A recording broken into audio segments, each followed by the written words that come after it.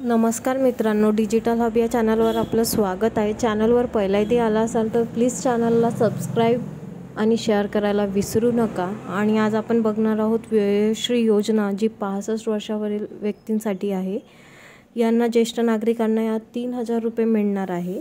लाभार्थ्यांच्या बँकचं आधार संकलन बचत खात्यात थेट वितरण होणार आहे डीबीटी प्रणालीद्वारे। आणि लाभ प्रमाणपत्र पण यात वाटप होणार आहे। त्याच्यानंतर 31/12/2023 पर्यंत 65 वर्ष पूर्ण झालेली असावी।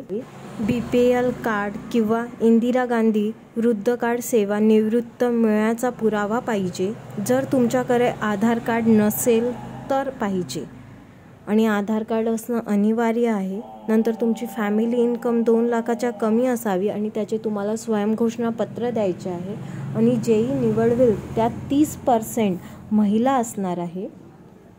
माहितीसाठी चॅनलला सबस्क्राईब करायला विसरू नका।